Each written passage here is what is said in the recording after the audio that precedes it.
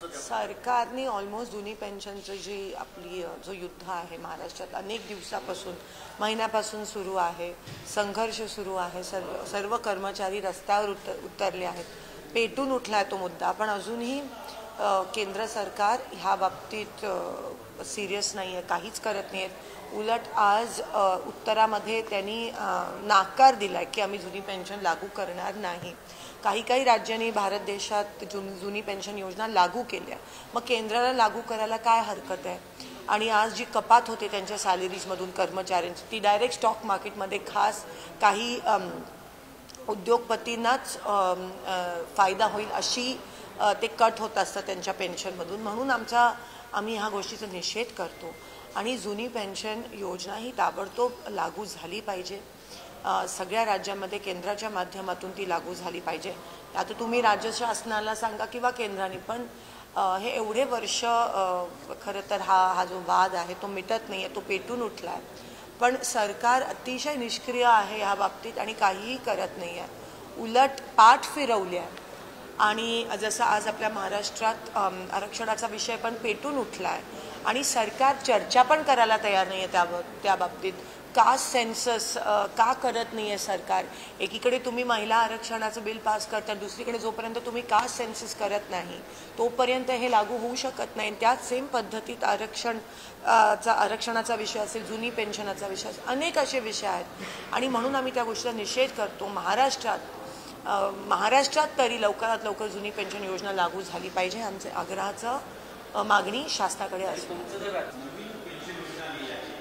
अतिशय चांगली आहे, त्यामुळे जास्त पैसे मिळेल ओल्ड पेन्शन स्कीमपेक्षा, असं अनेकदा केंद्र सरकारने स्पष्ट केलं आहे एनपीएसच्या संदर्भात आणि वारंवार मागणी होते कर्मचाऱ्यांची ओल्ड पेन्शन स्कीमची। केंद्र सरकार खोटं बोलतंय का?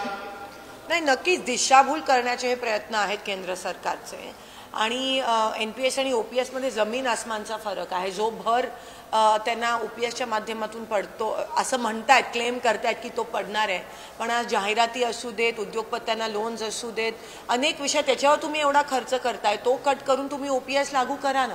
तो सवाल मला विचारायचा आहे सरकारला, तसं का नाही करत आहे? म्हणजे तुम्ही फक्त हे प्रूव्ह होतं, हे सिद्ध होतं की हे सरकार फक्त उद्योगपत्यांचं सरकार आहे, हे सामान्य लोकांचं कर्मचाऱ्यांचा वापर करतायत, हे आपले कर्मचारी गव्हर्नमेंट एम्प्लॉईज आहेत, प्रशासकीय अधिकारी आणि राज्यकर्ते हे एका नाण्याचे दोन बाजू आहेत आणि तुम्ही त्यांना टोटली डावळताय, त्यांच्याकडे लक्ष देत नाहीत, केंद्रित करत नाहीत, पण तुम्हाला उद्योगपत्यांचं पडलं आहे, तर ह्याचा निषेध करतो। आणि एनपीएस च्या माध्यमातून जी कपात होते ते उद्योगपतींना देत आहेत, तर ह्याचा आम्ही निषेध करतो आणि जाहिरातबाजीसाठी वापरताय, तर म्हणून ओपीएस ही लागू झालीच पाहिजे, हा आमचा हट्ट आहे।